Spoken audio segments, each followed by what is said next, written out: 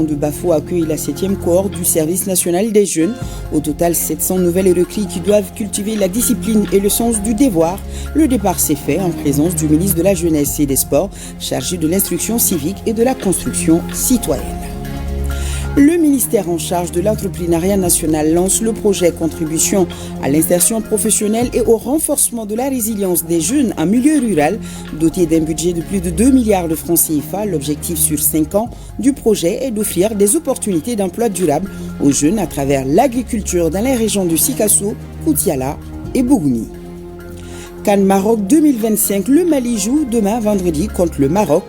Le pays organisateur, rencontre d'envergure aux multiples enjeux, Yves Bissouma et ses coéquipiers face à la presse aujourd'hui se disent confiants.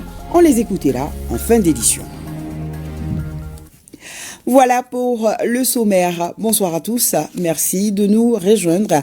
Nous sommes jeudi 25 décembre, célébration de la naissance du Christ. Au Mali, la communauté chrétienne a prié pour la paix et la stabilité dans les pays du Sahel. Moment de recueillement se réveillant de Noël 2025 devant un grand public. Les chrétiens ont chanté et loué le Seigneur à la cathédrale Sacré-Cœur de Bamako et à l'église protestante évangélique de Bamako. Chants, chœurs, cantiques ponctueux de louanges et de prières à l'unisson pour la nation et la communauté. Le ministre en charge des affaires religieuses était de la fête et a transmis le message des autorités de la transition. Aliou Abdoulaye Touré, Fademba Keita, reportage. Joie manifeste, l'enfant prodige annoncé à la Vierge Marie par l'ange Gabriel est né, Jésus-Christ de Nazareth. La nouvelle se répand dans toute la Galilée. Gloire à Dieu en cette nuit sainte. Le monde chrétien fête la naissance du Sauveur, du Prince de la paix, du Conseil merveilleux. À l'école Sacré-Cœur de la cathédrale de Bamako, comme dans toutes les églises catholiques du pays, chants, cantiques, louanges et prières pour la paix, la cohésion sociale dans la communauté et dans le pays l'accueillent.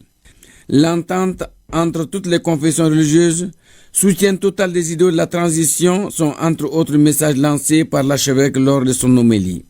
Nous avons besoin de la paix. Heureux les artisans de paix. Avec la venue de Jésus, nous sommes invités à changer de vie pour vivre selon l'esprit et non selon la convoitise. Cet esprit nous indique le chemin à suivre pour trouver le Messie, à changer de comportement pour que le Fils de l'homme trouve place au milieu de nous. Mieux, dans notre cœur, dans notre frère, parce que l'un de vous est le Messie. Puissions-nous trouver en famille, en communauté sacerdotale ou religieuse, en tous nos lieux de travail, le Messie. Les chrétiens habillés pour la plupart en blanc, symbole d'un monde qui illumine les cœurs, proclament son nom et manifestent leur joie. Pour nous les catholiques, c'est la nativité de notre Seigneur Jésus-Christ, le roi de la paix. Voilà, et donc nous avons vraiment besoin de paix actuellement dans notre pays. Donc ça représente beaucoup de choses pour nous. La concorde et l'entente entre nous, d'habitude nous ne fêtons pas seuls, c'est un signe de communion. En guise de reconnaissance pour ses appuis et présence à tous les événements chrétiens, l'archevêque Robert Cissé présente avec des éloges le ministre des Affaires religieuses, du culte et des coutumes devant la crèche aux enfants. Ce qui nous régit derrière le cœur, cette nuit, c'est une nuit bénie, une nuit de solidarité, une nuit de convivialité, une nuit de vivre ensemble. Jésus a été pour l'humanité un grand sauveur. Qu'on le veuille ou pas, la communauté chrétienne est une communauté de résilience, est une communauté de la paix, de la prière. Raison pour laquelle, à chaque fois qu'il y a un événement qui concerne les chrétiens, qui concerne les musulmans, nous sommes présents pour magnifier la solidarité de l'État, la reconnaissance et la gratitude de l'État. Car cette communauté chrétienne a beaucoup fait pour le Mali. Noël prône la miséricorde, car elle se tient tous les jours. Et chaque fois qu'on essuie les larmes du prochain, qu'on dépose les armes pour s'entendre entre tous les peuples.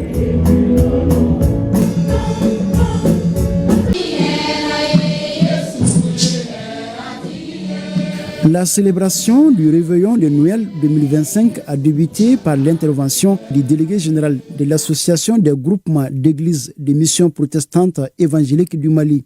Il a élevé des prières pour la paix, la cohésion sociale et la stabilité du Mali.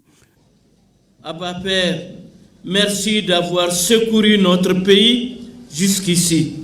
Nous disons Ebenezer.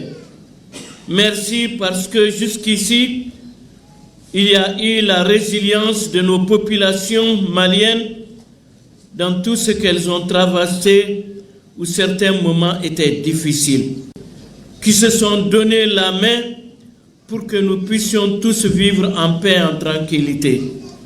À sa suite, le pasteur Pierre Dako est revenu sur le contexte et la portée spirituelle de la célébration de Noël. Dans son message, il a rappelé le sens profond de la naissance de Jésus-Christ. Noël, c'est le fondement de la justice de Dieu, le Créateur sur la terre. Il est venu fonder sa justice sur la terre pour donner sa justice aux hommes. Noël, c'est la venue du gouvernement de Dieu sur la terre pour établir la justice en écrasant la tête de l'injuste. La cérémonie a été rehaussée par l'intervention du ministre en charge des affaires religieuses qui a salué l'engagement des responsables religieux en faveur de la paix et du vivre ensemble. Nous avons assisté à des prières qui nous adoucissent le cœur, qui nous donnent la pensée d'aller vers la paix, la convivialité et surtout la culture pour notre pays. Tout au long de la soirée, les fidèles chrétiens ont chanté et loué le Seigneur. La célébration du réveillon de Noël 2025 à l'église évangélique protestante de Bamako-Croix a pris fin dans une atmosphère de communion fraternelle et de prière. Oui, les messes célébrées dans les églises évangéliques, protestantes et catholiques ont réuni beaucoup de fidèles dans la ferveur, la joie et la convivialité, nous disent Douranti Diakité et Yaya Kone ainsi que Youssouf Diakité et Al-Kaou Traori. La fête de Noël consacre la célébration de la naissance de Jésus-Christ, une opportunité pour les fidèles chrétiens de fédérer les énergies et prier pour la paix et la stabilité du pays. Nous sommes ici à la cathédrale de Bamako. Outre les fidèles chrétiens, la messe célébrée a enregistré la présence de nombreuses personnalités. Nous sommes tous ensemble aujourd'hui pour commémorer la naissance de Christ. C'est de féliciter et de dire bonne fête à l'ensemble des chrétiens du Mali, du Burkina et du Niger, nos 3 pays de l'AES. Et c'est dans l'unité que nous allons réussir et relever tous ces défis. Le prêtre jésuite a saisi l'opportunité pour inviter les chrétiens du monde en général et du Mali en particulier à prier pour la paix, la stabilité, l'entente et le vivre ensemble, particulièrement dans la région du Sahel. La fête de Noël, c'est d'abord accueillir la vie que Dieu m'a donnée, être fier de ce que je suis, parce que Dieu m'aime par la vie qu'il m'a donnée. Et si je suis fier de ma vie et que j'accueille cette vie, je peux rayonner de cette joie-là autour de nous. Et c'est pour cela Noël, c'est aussi une fête de joie. Noël, faut-il le rappeler, reste la dimension religieuse pour les chrétiens du monde qui célèbrent la naissance de Christ.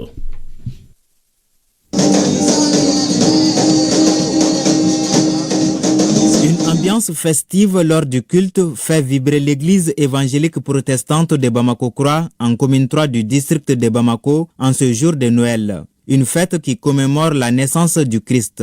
L'occasion pour le révérend Dr Mamadou Ndiaye de véhiculer un message axé sur 2 points, l'humilité du Christ et la paix. Dieu a envoyé Christ, mais Christ est venu dans un corps et ce corps est devenu le scandale.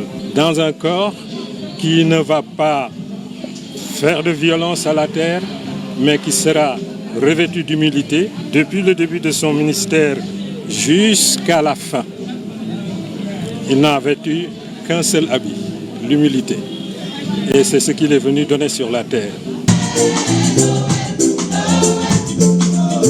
La fête se passe très bien. Comme les autres années, nous sommes heureux de nous retrouver, de célébrer notre Dieu, de lui rendre gloire pour le cadeau immense qu'il a fait à l'humanité à travers le don de son Fils Jésus-Christ. Lui qui est le prince de la paix, lui qui est venu pour nous apporter le salut, la rédemption, la joie et la paix. Des louanges et des prières pour la paix au Mali et dans l'espace de la Confédération AES sont les temps forts de la cérémonie. Nos pays, nos 3 leaders, Seigneur, soutiens-les. La terre avait besoin de Noël parce que le monde est tombé dans l'injustice. L'injuste, c'est le diable. C'est lui qui a entraîné les hommes à donner dos à Dieu. Et Dieu a promis au diable de revenir. Il va venir, il va écraser sa tête et il va instaurer sa justice. Et c'est cela, Noël. Au nom des leaders des églises de l'espace AES, le révérend Dako a fait savoir aux fidèles chrétiens de l'initiation d'une journée de prière pour la Confédération AES. À présent, faisons un zoom dans cette édition sur la célébration de la fête de Noël dans les familles d'Ambélé, Dolo et Sagara, respectivement installées à Sebenikoro, Faladje et Kalabankura. La célébration de la naissance du Christ offre une occasion propice pour offrir des cadeaux, organiser des jeux pour les enfants, procéder à la coupure du gâteau et préparer des plats appétissants. À cette fête, les proches sont bien sûr invités à participer, signe d'unité et de cohésion sociale dans un Mali laïque. On va suivre Adam Maïga. Sous les sapins trônent des cadeaux soigneusement disposés et offerts aux enfants à l'occasion de la célébration de Noël, fête marquant la naissance de Jésus-Christ. Camionnettes, poupées, chocolat et j'en passe. Les présents se déclinent en une variété qui réjouit les plus petits. Un geste symbolique destiné à apporter de la joie en cette période marquée par l'arrivée du Sauveur. Il faudra bien te couvrir dehors, il va faire si froid, c'est un peu... Au-delà des jouets, la famille d'Ambélé installée à Sebenikoro a marqué l'événement par une traditionnelle coupure de gâteau. Noël, le sens de Noël même, c'est la fête des enfants. C'est pour qu'on offre des cadeaux aux enfants. Les gâteaux aussi, c'est symbolique. Ça fait partie de la fête. Sur la table, en plus de ces gâteaux, un menu spécial a été préparé pour ce jour béni. Du couscous, du riz au gras, mais aussi du fonio au grand plaisir des enfants et de leurs parents. Aujourd'hui, nous sommes vraiment réunis en convivialité. Et le menu, aujourd'hui, nous avons le couscous que vous voyez là-bas, la sauce qu'on a fait. Et en soirée, nous allons prendre un peu de laitue avec de la dibiterie que vous voyez, ainsi aussi que les fruits qu'on va manger. On a fait le riz au gras, on avait le hors d'œuvre aussi, les frites accompagnées du poulet. La préparation et le partage de ces différents mets constituent un moment de convivialité, de retrouvailles et de partage. Une célébration que les familles Dolo et Sagara ont également organisée en ouvrant leurs portes à leurs proches. C'est toujours une occasion de retrouvailles entre amis et c'est toujours avec le même plaisir renouvelé que nous nous retrouvons pour célébrer cette fête.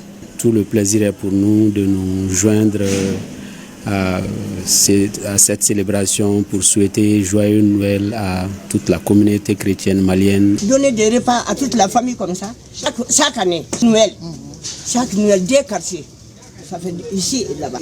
Longue et bonne année à toute la famille de l'eau. Joyeux Noël. Joyeux Noël. L'invitation à la fête de Noël traduit l'unité dans la diversité religieuse qui caractérise le Mali. Ça, c'est une grande joie. On ne se dit pas qui est chrétien, qui est musulman. Ça a toujours été comme ça depuis des années et ça continue toujours. On fête Noël, on fête Pâques, on fête Ramadan, on fête Tabaski. Ça se passe très bien et c'est un moment de joie pour nous, pour les enfants. On va fêter pour la première fois sans la maman qui organisait tout ça. On voit un peu le vide que ça reste. Ce n'est pas une fête purement chrétienne, c'est une fête familiale, sociale, où on invite les gens, où on partage avec les gens. Et c'est ça aussi la particularité de cette famille, qui est la grande famille où on se retrouve. Pour dire que avant qu'il y ait la fête chrétienne en tant que telle, c'est d'abord la retrouvaille de la société, de la famille, qui fait qu'il y a cette particularité-là aussi. Dans les familles d'Ambélé, Dolo et Sagara, où se trouvent chrétiens et musulmans autour d'une même table, témoigne la cohésion sociale malienne qui dépasse les croyances.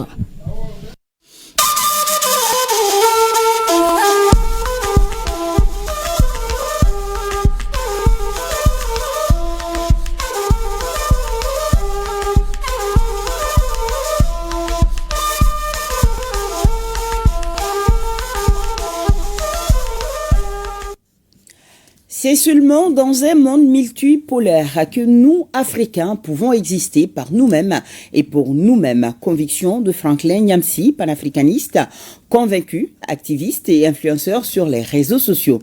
L'écrivain professeur de philosophie a assisté à la deuxième session du Collège des chefs d'État de l'Alliance des États du Sahel, tenue ici à Bamako. Pour lui, c'est l'heure de grandes mutations géopolitiques à travers le monde et le continent africain est au cœur des enjeux. Franklin Nyamsi est l'invité de Yaya Konaté ce soir sur notre antenne. Je vous propose de suivre un extrait de cet entretien. Nous sommes à un point de bascule de l'histoire mondiale. La grande hégémonie occidentale de ces 600 dernières années, de ces 6 derniers siècles bascule. Elle bascule progressivement vers l'Est et elle va venir vers le Sud. Pourquoi ?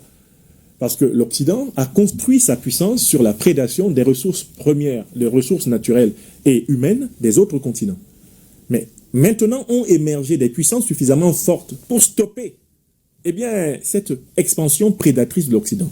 La Fédération de Russie stoppe l'OTAN en marche vers l'Est. La République populaire de Chine, la République populaire de Corée, la République islamique d'Iran. De l'autre côté, le Venezuela, la Bolivie, les républiques bolivariennes révolutionnaires comme Cuba, en Amérique latine, stoppent partout le Grand Nord, le Grand Occident, qui, à travers l'OTAN et ses 800 bases militaires américaines, à travers le dollar, trônait sur le monde. L'Afrique se trouve au cœur de ce jujutsu géopolitique international. Pourquoi ? Parce que le plus riche continent en matières premières et la plus puissante démographie qu'il y ait dans le monde sont africains. Par conséquent, il est connu que celui qui va dominer l'Afrique va dominer l'Eurasie. Zbigniew Brzezinski, dans son grand ouvrage The Grand Chessboard, le grand échiquier, le souligne dès les années 80. Il s'agit donc d'essayer de contrôler l'Afrique parce que c'est la condition pour contrôler l'Eurasie, pour contrôler tous les autres continents. Il se trouve que les Africains ont décidé de se contrôler eux-mêmes. Donc nous assistons à la naissance du monde multipolaire et il faut que nous prenions conscience que c'est seulement dans un tel monde que nous, Africains, pourrons continuer à exister par nous-mêmes et pour nous-mêmes. Et donc de participer à toutes les alliances qui libèrent et de briser les alliances qui aliènent. L'avenir, c'est ici. L'avenir, il se trouve partout où des hommes et des femmes unis autour de la vérité, de la justice et de la solidarité agissent avec détermination.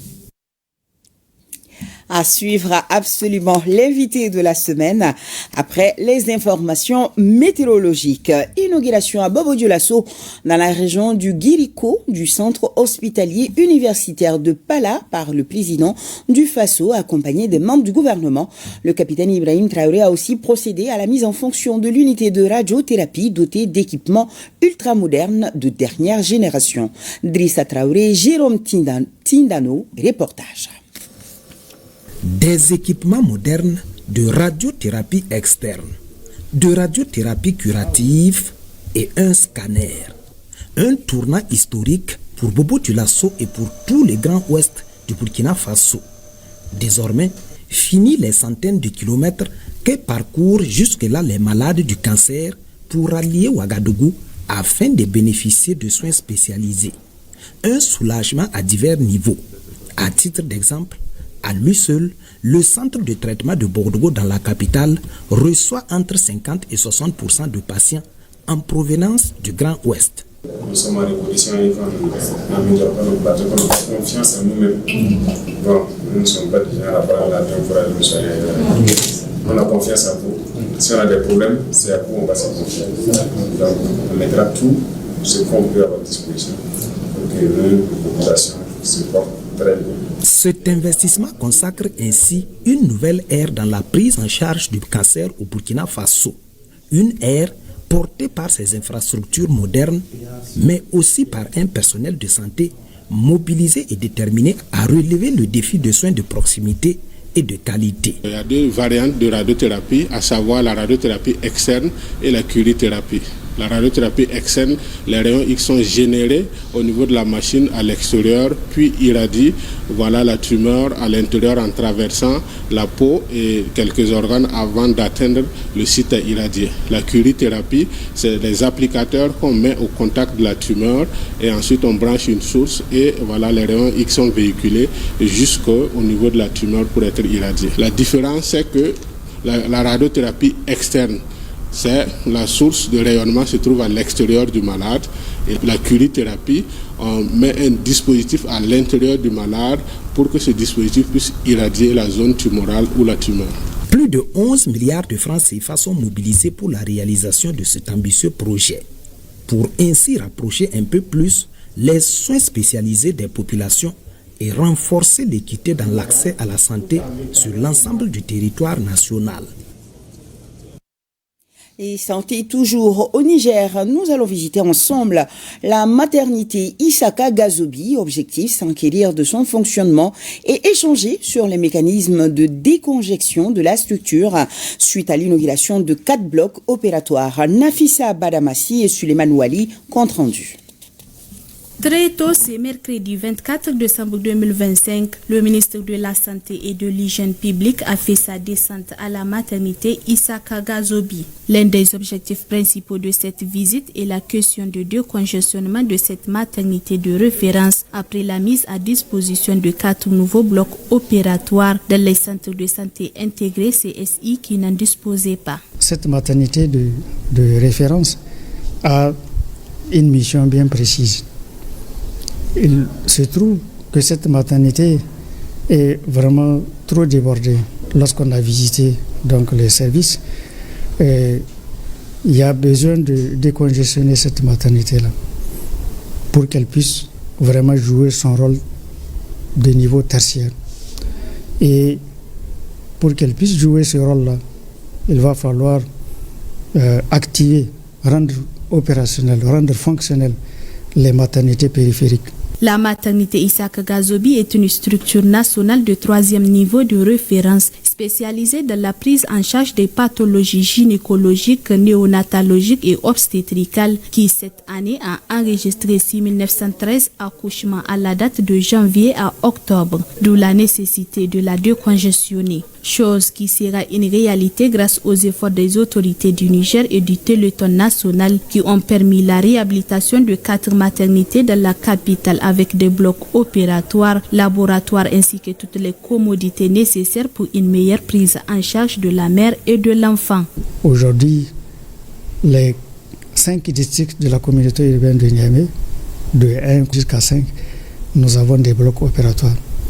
Et nous pensons que si nous arrivons à rendre opérationnel, eh bien, ça va vraiment décongestionner la maternité Isaka Gazobi. À en croire le ministre, très bientôt les 4 nouvelles maternités inaugurées il y a quelques jours seront opérationnelles et prêtes à accueillir les femmes enceintes et les enfants. Et nous avons donc ce communiqué des FAMA. L'état-major général des armées porte à la connaissance de l'opinion nationale du bilan des opérations FAMA du mercredi 24 décembre 2025. Les FAMA, au cours de leur mission de surveillance aérienne, ont traité avec succès un véhicule qui avait à son bord des éléments des groupes armés terroristes évoluant dans le secteur de Tombouctou, dans le cadre d'une mission d'appui aérien au profit du convoi de camions-citernes sur l'axe Kadjana-Bougouni. Kadjana, les vecteurs aériens ont effectué des missions de bombardement sur des positions des groupes armés terroristes situés au point suivant.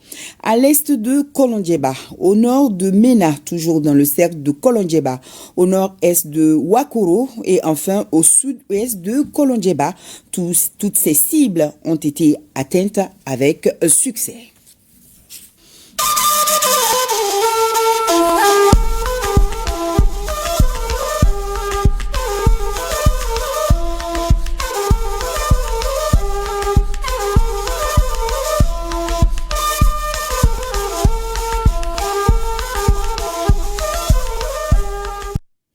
Lutter contre le chômage et l'exode des jeunes en milieu rural, nos autorités de la transition y travaillent. C'est pourquoi elles viennent de lancer à travers le ministère en charge de l'entrepreneuriat national le projet Contribution à l'insertion professionnelle et au renforcement de la résilience des jeunes en milieu rural, doté d'un budget de plus de 2 milliards de francs CFA. L'objectif sur 5 ans du projet est d'offrir des opportunités d'emploi durable aux jeunes à travers l'agriculture dans les régions de Sikasso, Koutiala et Bougouni. Le projet prévoit la création de 300 nouveaux emplois et l'amélioration de 600 emplois existants. Bokari Koulibaly nous en parle. Face aux défis persistants de la pauvreté, du chômage et de l'exode des jeunes en milieu rural, le projet CIJR, contribution à l'insertion professionnelle et au renforcement de la résilience des jeunes en milieu rural, se positionne comme une réponse concrète. Portée par le gouvernement, cette initiative mise sur l'agriculture pour offrir aux jeunes ruraux de réelles opportunités d'emploi et de revenus durables. Je me réjouis particulièrement de présider aujourd'hui le lancement de ce projet structurant qui permettra la création d'au moins 300 nouveaux emplois et l'amélioration de la qualité de 600 emplois existants au bénéfice des jeunes, femmes et hommes de la région de Sikasso, de Koutiala et de Bougouni. Le projet est doté d'un budget national de 2,5 milliards de francs CFA pour une durée de 5 ans. Lancé en 2021, les CIJR valorisent les filières agricoles à fort potentiel économique telles que le sésame, le fonio et le riz. De la production à la commercialisation, en passant par la transformation, le projet accompagne les jeunes à chaque étape de la chaîne de valeur. En mettant l'accent sur ces filières, les projets contribuent non seulement à l'insertion professionnelle des jeunes, mais également à la sécurisation du revenu, au renforcement de la résilience des communautés rurales et à la valorisation des produits locaux. Ce projet s'inscrit en droite ligne des orientations de développement de la région de Sikasso. Je vous rassure de l'entière disponibilité du Conseil régional à tout mettre en œuvre pour l'atteinte des résultats. En renforçant les compétences, l'autonomie et la résilience des bénéficiaires, les CIJR redonnent espoir aux communautés rurales. Une dynamique nouvelle s'installe, portée par une jeunesse désormais actrice de son propre développement. Tenue des travaux de l'atelier national de validation du rapport de la mission sur la cartographie des organisations de la société civile engagées dans la lutte contre la corruption. On en sait plus avec Youssouf Diakiti. Le ministère de la Refondation, chargé des relations avec les institutions, est à pied d'œuvre pour la matérialisation de ses objectifs en matière de lutte contre la corruption. Cet atelier qui valide le rapport provisoire de la mission de réalisation de la cartographie des organisations de la société civile engagées dans ce combat s'inscrit parfaitement dans cette dynamique. L'un des instruments prévus par le plan d'action susmentionné pour renforcer la participation citoyenne et la veille sociale est la création d'un observatoire de lutte contre la corruption qui servira de plateforme de suivi indépendant des efforts de lutte contre la corruption. La mise en place de cet observatoire nécessite en amont une cartographie des organisations de la société civile actives dans le domaine de la lutte contre la corruption afin d'identifier leur champ d'intervention, leurs capacités organisationnelles. Cette cartographie permettra de jeter les bases d'une structuration plus efficace du tissu associatif et contribuera à renforcer le rôle de la société civile dans la mise en œuvre de la stratégie nationale de lutte contre la corruption. Associer les organisations de la société civile à la lutte contre la corruption, c'est créer une synergie d'action autour de la question. L'objectif final, c'est de venir à bout ces fléaux qui asphyxient dangereusement les développements durables tant recherchés par les autorités de la transition. Deuxième comité de pilotage du projet d'appui à la lutte contre la corruption et l'enrichissement illicite. Djeba Moussa Konaté pour les détails. Évaluer le parcours est réalisé par le projet d'appui à la lutte contre la corruption et l'enrichissement illicite, l'UCI phase 2, faire le bilan critique et formuler des recommandations pour 2026, c'est tout le sens de ce deuxième comité de pilotage de l'UCI. Le tableau des activités réalisées par l'UCI en 2025 est relisant selon le coordinateur du projet. Nous pouvons indiquer que le secrétariat permanent de la stratégie nationale de lutte contre la corruption est désormais opérationnel. Il y a également l'évaluation de la politique nationale de transparence et son plan d'action qui est disponible. Le ministère de la Refondation, dans le cadre de ce projet que nous avons accompagné, dispose désormais d'une stratégie de communication permettant de renforcer la visibilité de ses actions, améliorer la diffusion des informations auprès des parties prenantes et promouvoir la transparence dans ses interventions. En vue de lutter contre le phénomène, une stratégie nationale de lutte contre la corruption assortie d'un plan d'action a été adoptée. Une initiative saluée par les partenaires techniques et financiers. De la part des Pays-Bas, nous restons engagés pour accompagner les priorités du Mali en nous alignant au SNED, par exemple. Dans ce cadre, notre stratégie 2026-2029 pour le Mali appuiera les efforts du gouvernement malien en matière de renforcement de l'état de droit, y compris l'accès à la justice et la lutte contre la corruption et la impunité, qui sont des conditions essentielles au développement socio-économique durable, à la stabilité et à la sécurité. Le processus engagé pour la refondation de notre État est irréversible. Un des piliers de cette refondation est assurément la lutte contre la délinquance financière sous toutes ses formes, soutenue par la culture d'une conscience citoyenne face aux biens publics. L'UCI accompagne le processus de refondation de l'État, lutte contre la corruption, l'enrichissement illicite et améliore l'accès à la justice. Dans les titres également, le départ pour le centre de formation de Bafo de la 7e cohorte du service national des jeunes. Au total, 700 nouvelles recrues qui doivent cultiver la discipline et l'essence du devoir. Le départ s'est fait en présence du ministre de la Jeunesse et des Sports, chargé de l'instruction civique et de la construction citoyenne, Abdulkassim Ibrahim Fomba, qui les rappelle le sens de la formation militaire obligatoire. Le reportage est signé Tchemro Kounati. 700 nouvelles recrues, dont 281 constituant le personnel féminin désormais en tenue bleue ou la tenue de souffrance, toutes dans la posture d'embarquement pour les centres de formation de Bafou. Ces jeunes constituent la 7e cohorte du service national des jeunes et la 3e des non-fonctionnaires de l'État. Ce sont des jeunes qui viennent de toutes les régions et qui sont de différents profils et qui ont été sélectionnés scrupuleusement depuis 2023. Donc ils vont être accompagnés, suivis pour cette formation professionnelle afin qu'ils puissent être utiles économiquement également pour leur pays. Le ministre Fomba a saisi l'occasion pour rappeler le sens de cette formation qui s'impose désormais à tous les jeunes au Mali. Il s'agit de parfaire l'éducation familiale et scolaire en leur inculquant les vertus de la discipline et surtout le sens du devoir et de la responsabilité. La formation s'articule autour de 3 volets.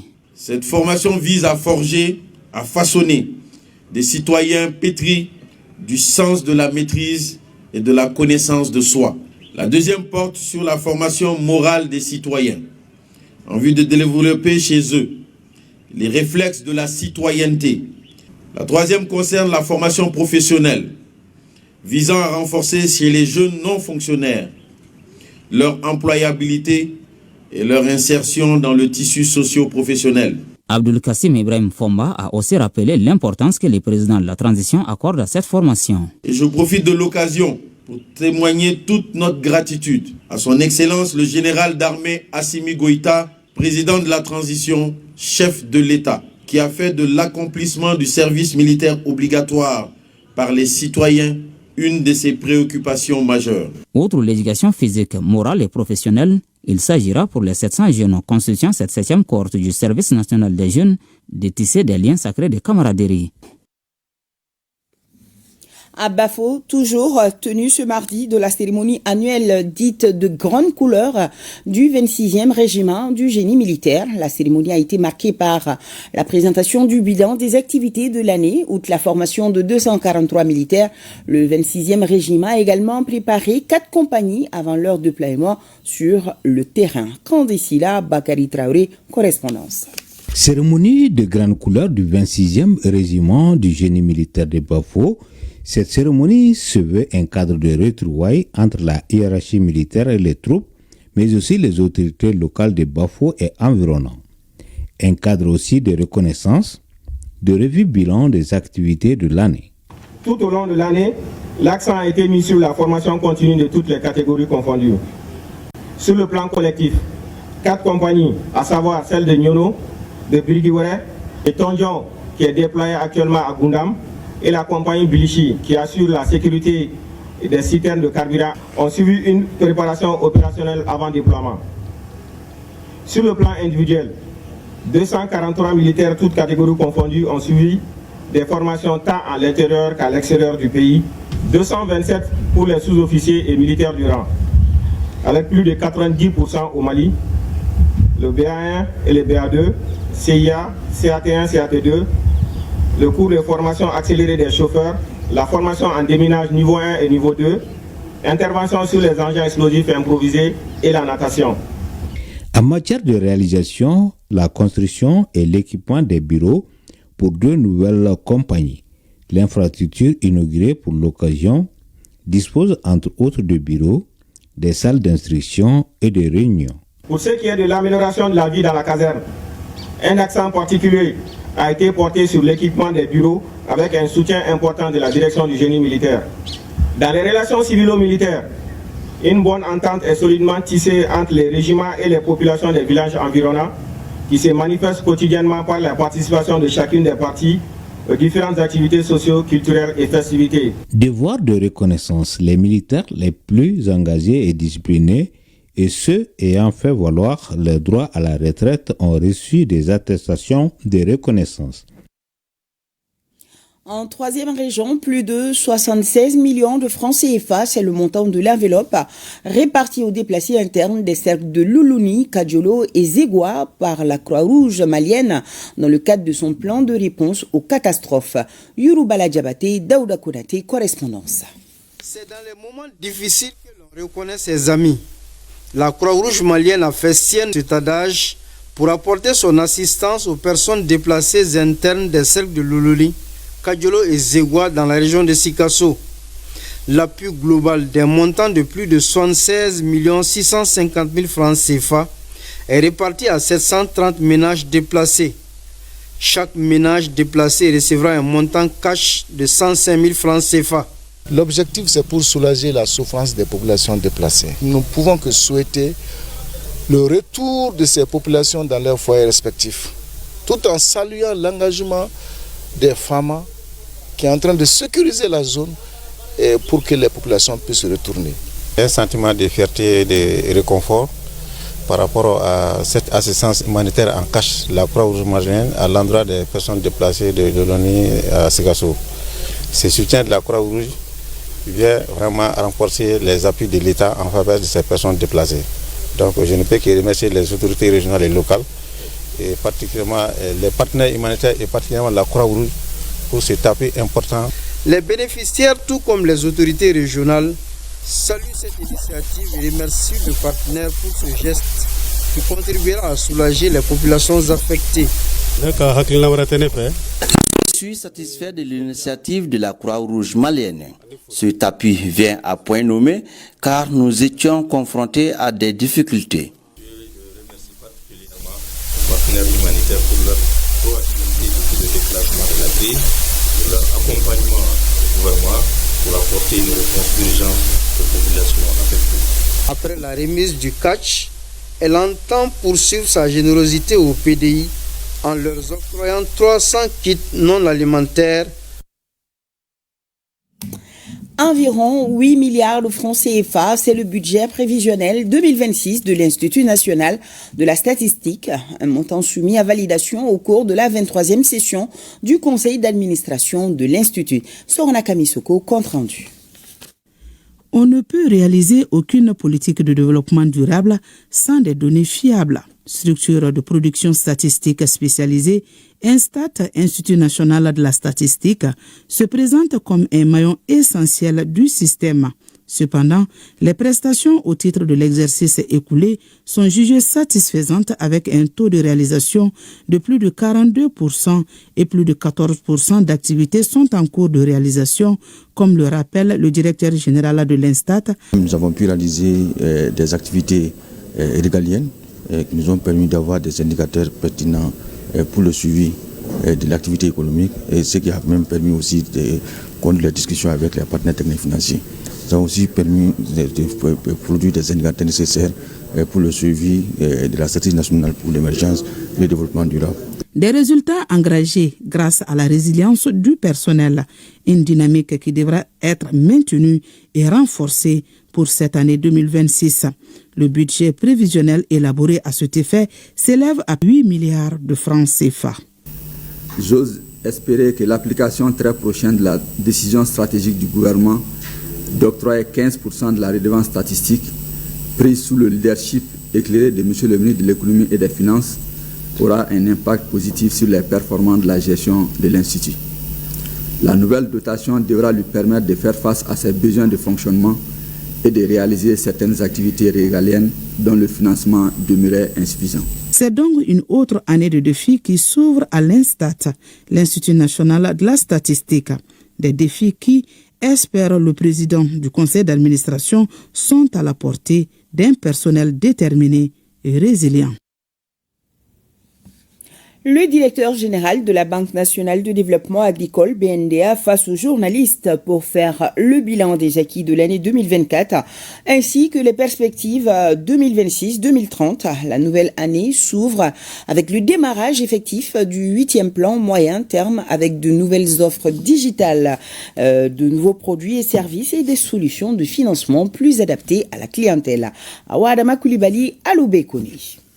Établissement financier de référence dans le monde rural, la Banque nationale de développement agricole BNDA accompagne aujourd'hui l'ensemble des secteurs d'activité. Grâce à sa contribution à l'inclusion financière et à l'épargne nationale, son apport est important dans l'économie nationale. En 2024, plus de 41% de notre portefeuille qui a été affecté au financement de ce monde rural. Et la BNDA continue à accompagner les autres secteurs comme les PME, les particuliers et les grandes entreprises. Au cours de l'année 2024, on a pu injecter plus de 433 milliards de francs dans le financement de l'économie malienne. Malgré les secousses enregistrées dans le secteur bancaire ces dernières années, la BNDA maintient son rôle d'accompagnement et de développement à travers certains critères. Il s'agit de la maîtrise des risques et une gestion optimale de la trésorerie.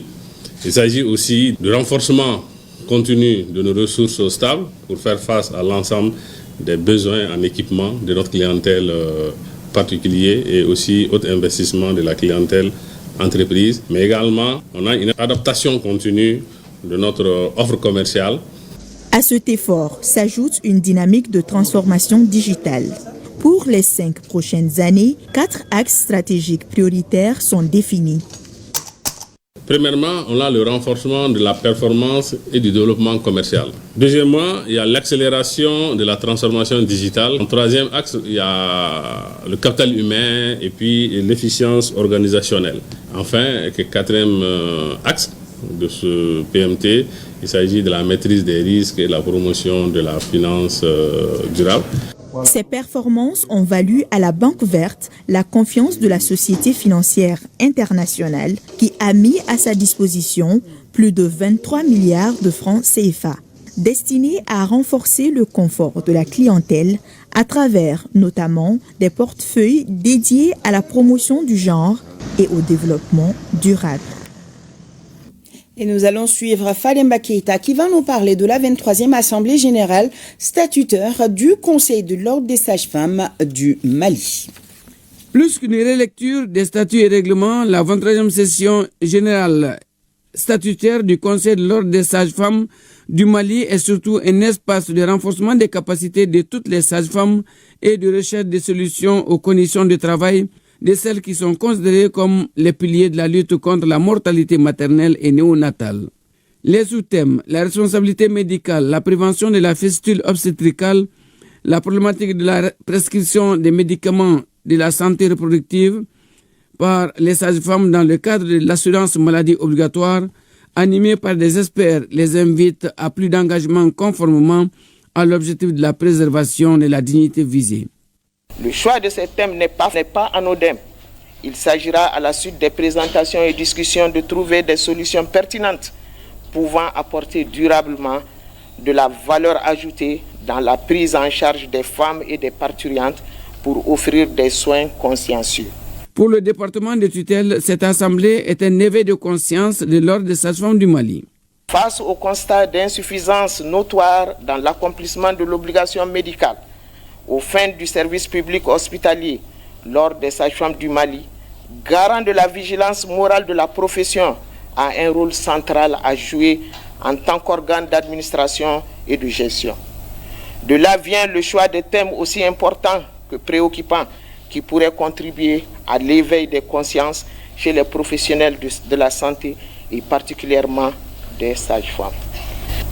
Au-delà de son caractère réglementaire, l'Assemblée générale statutaire offre aux sages-femmes l'opportunité de se rencontrer, de partager les expériences professionnelles.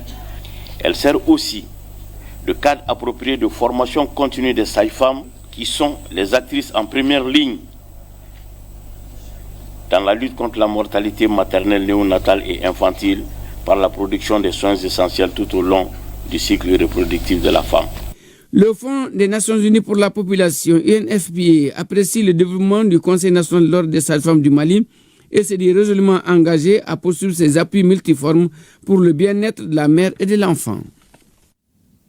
Allez, nous allons sillonner ensemble à Kita avec cette caravane de proximité, de communication et de sensibilisation sur la promotion des droits des femmes à l'initiative du consortium Azik Djigiablo en partenariat avec la délégation de l'Union européenne au Mali.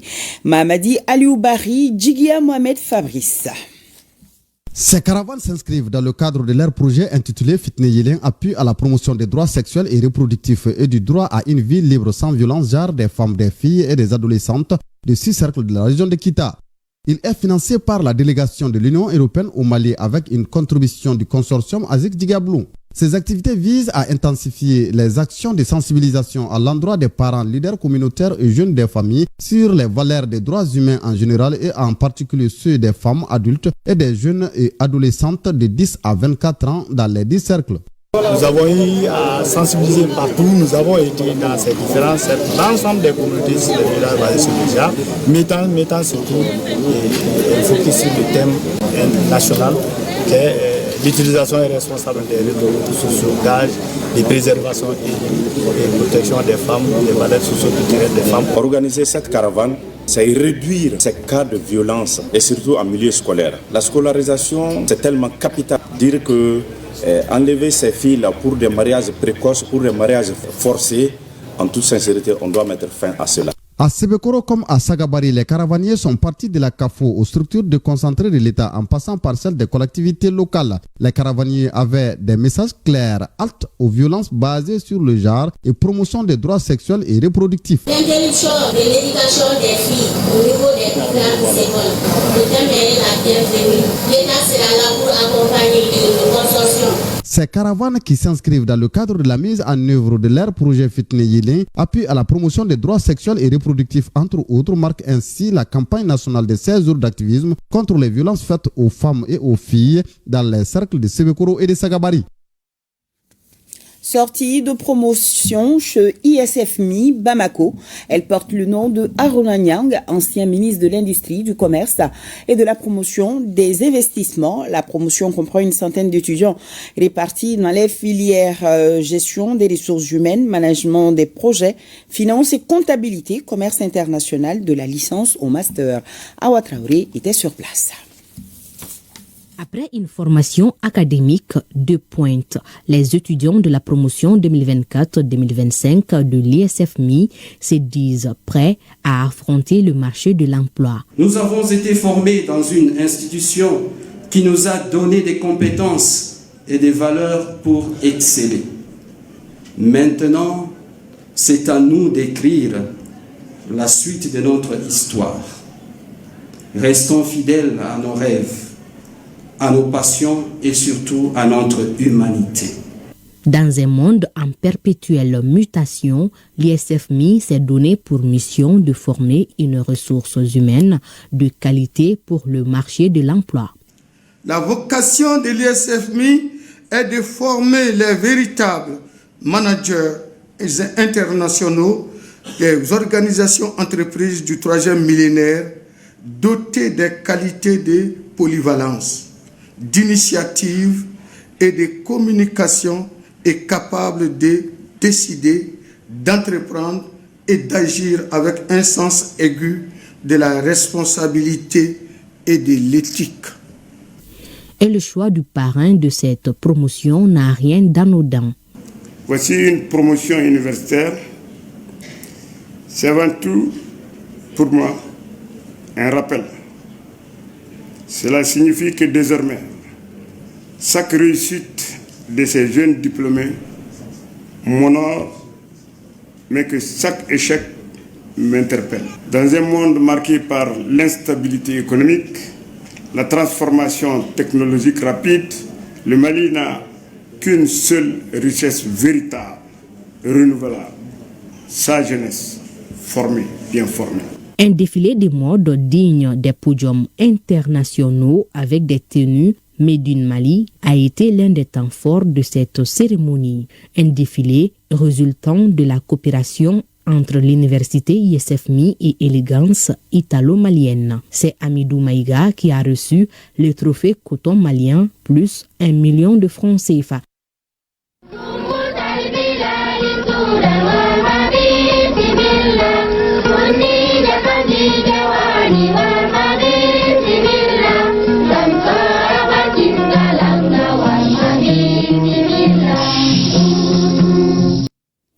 À Tombouctou, ça chante, ça danse et on peut dire que ça lit aussi. Le professeur Younoussa Touré propose de la bonne lecture à travers son livre Biennale artistique et culturelle du Mali, mythes et réalité. Bibliophile de la ville, membre du CNT et autorité étaient présents. Idrissa Goulou Sissoko pour le compte rendu. Cet ouvrage ainsi lancé est intitulé Biennale artistique et culturelle du Mali, mythe et réalité du professeur Younoussa Touré, non moins membre du CNT.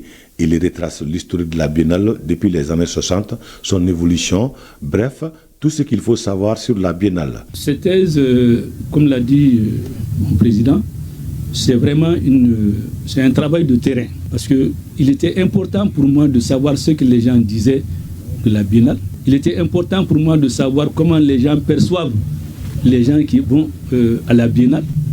Il était important pour moi de savoir quels sont les enjeux sociaux, économiques, etc.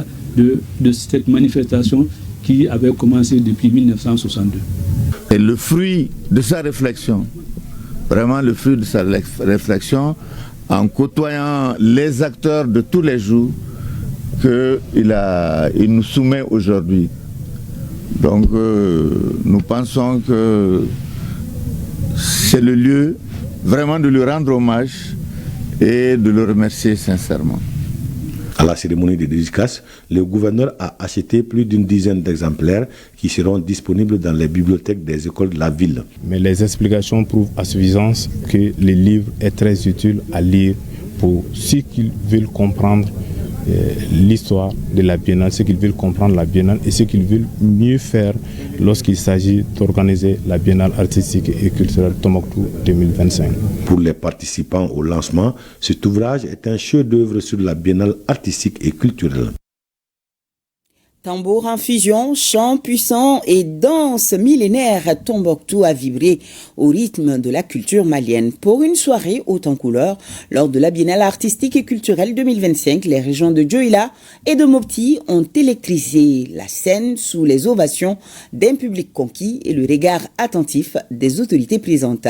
Moussa Kamara, Mahamadou Askofare pour l'ERTM, reportage.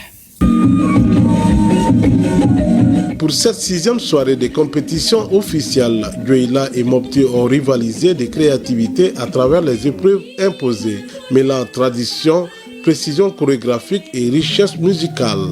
Chaque tableau portait l'âme d'un terroir sous les applaudissements d'un public enthousiaste et fier de la diversité culturelle malienne. Je pense que vraiment les acteurs sont à la hauteur de l'événement. Et le Mali pluriel existe. C'était vraiment impressionnant, j'avais jamais vu tant d'expertise, en tout cas à manifester ses origines. C'était extraordinaire.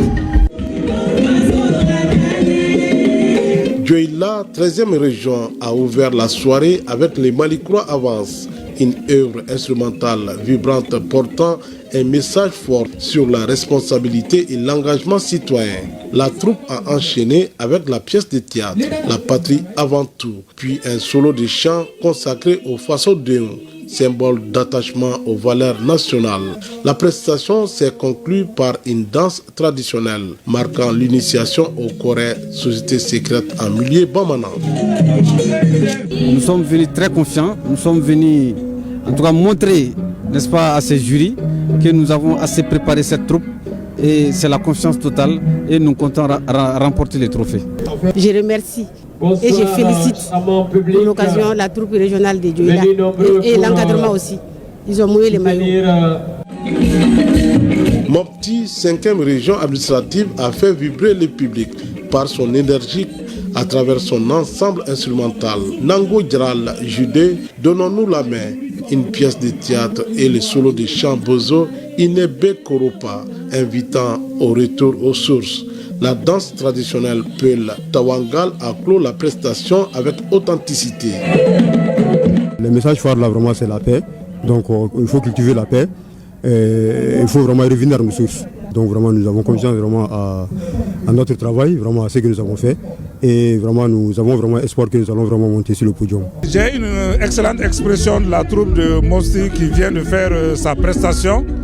Donc que ce soit le concert du lundi et les 4 prestations de cette soirée, ça a été convenablement fait exactement comme ce qui a été demandé. Plus qu'une compétition, Dioïla et Mopti ont transformé la scène de Tombouctou en un miroir d'un Mali uni.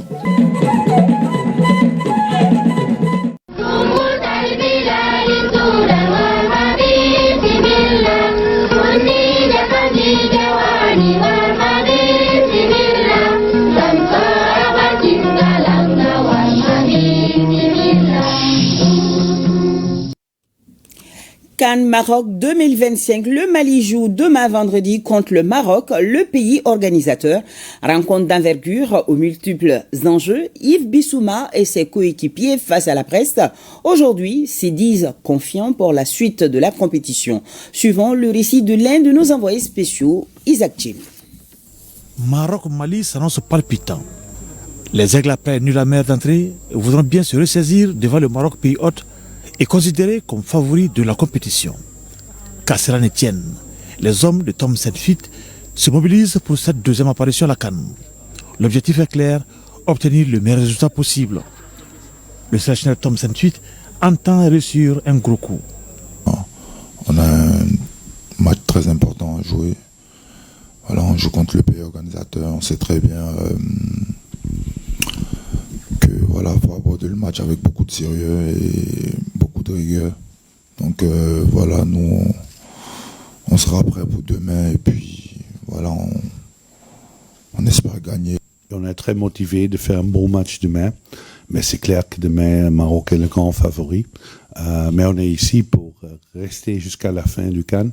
Demain on a besoin de points contre Maroc. On doit respecter le Maroc. On ne peut pas être arrogant de dire que on va gagner ce match.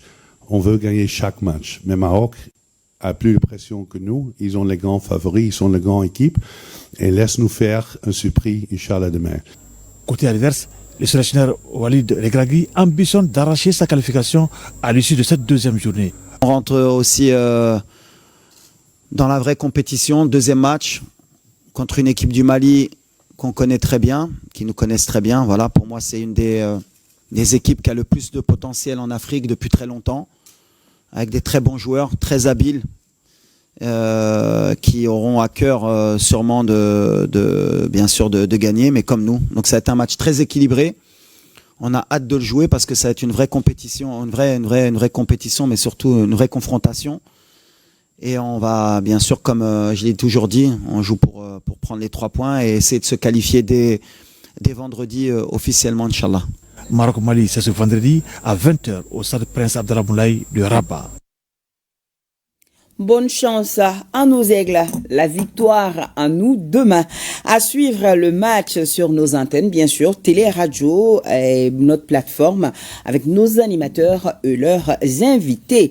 Je vous souhaite une excellente soirée en compagnie de nos programmes. Un grand merci à nos téléspectateurs de Samaya, de Kalabambougou et de Sébenikoro. Bonsoir à tous et joyeux Noël.